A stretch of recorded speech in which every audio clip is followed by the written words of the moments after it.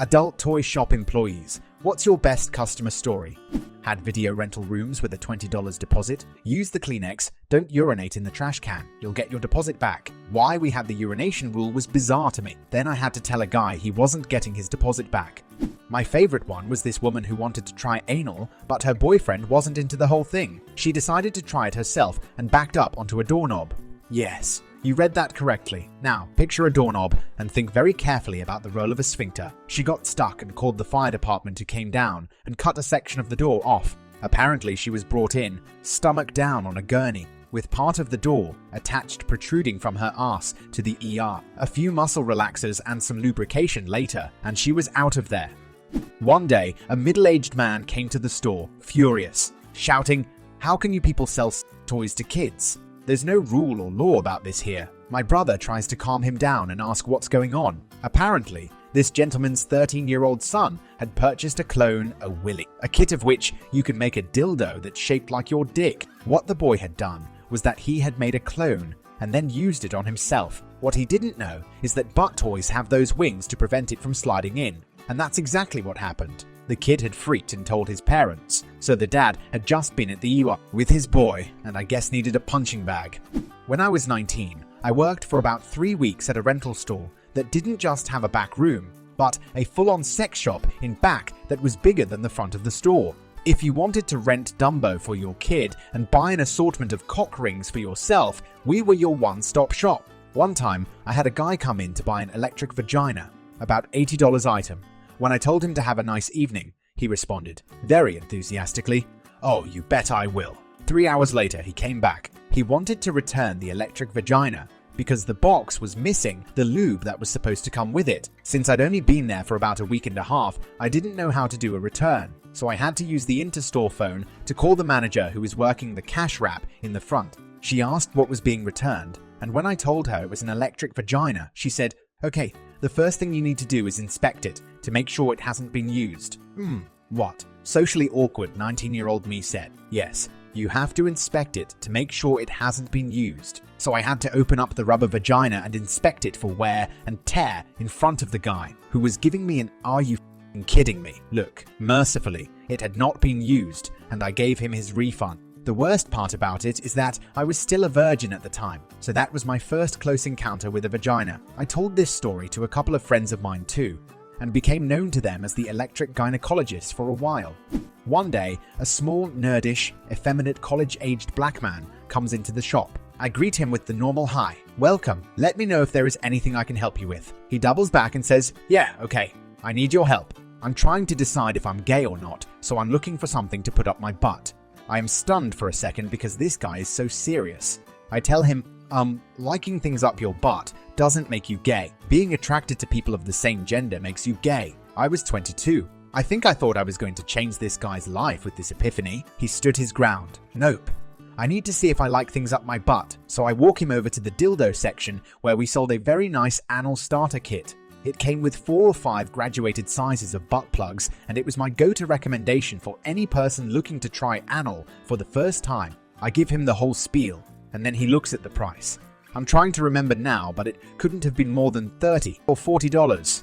He said it was more money than he wanted to spend on something he wasn't sure if he was going to like. I show him the little, cheap vibrators. No, it's still not right.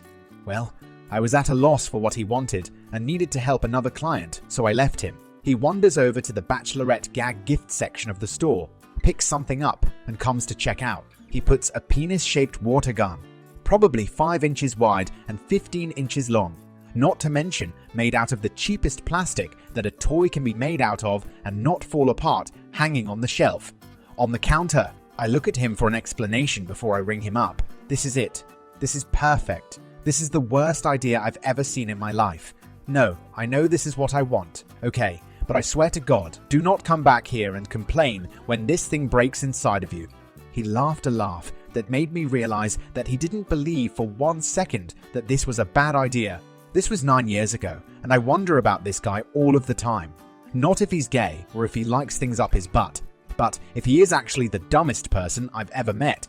Not a sex toy shop anything, but when I was younger, my mom worked for an Avon-like company that sold sex toys and lube and what all. I have a few fun stories from that. One day, my mom had to take my sister and me to one of the parties she was hosting at a woman's house. We got bored pretty quickly and started walking around the house while my mom explained various devices and products. I was creepily standing in the doorway to the room where the party was occurring, waiting for my mom to turn around so I could ask her if I could have some of the Rotel dip. I was probably 6, 7 years old. One of the women sees me and goes bug-eyed. My mom asks her what's wrong and she points at me. My mom turns around, holding a 3-foot-long double-headed dildo and screams at me to leave. I did. A woman came in who wanted to know if we had any extra large vibrators or dildos. Her job involved being very secluded, so she'd met a guy online who would come and fuck her every so often, and he was a black guy with a huge cock. She'd now gotten used to this as he was apparently 12 plus and nearly the thickness of a drink can, allegedly. We didn't have anything of the size she required, so at my suggestion, she bought a double-ended dildo, which was pretty thick to use both ends in her vagina at the same time. I worked at a small shop. Every Sunday, it was my job to run a report of all the overdue movies and start making phone calls. I get halfway through the list and I hit this one guy who has a bunch of movies out and has already racked up a sizable bill. I ring his number, and a sweet old lady answers the phone. I ask if John Doe is there, and she tells me that is her grandson, and he's out right now, so I tell her he has a bunch of movies overdue and needs to bring them back and settle up. She innocently asks me what movies does he have. First one on the list, slamming Granny in the fanny. I hung up. I wonder if I'm someone's favorite story. Years ago, I had this uni project to shoot a black and white themed photograph using color film. Having just watched Lock, Stock and Two Smoking Barrels, I had the bright idea of getting the biggest, blackest dildo I could find, and having some white cream ooze from the tip to look like cum.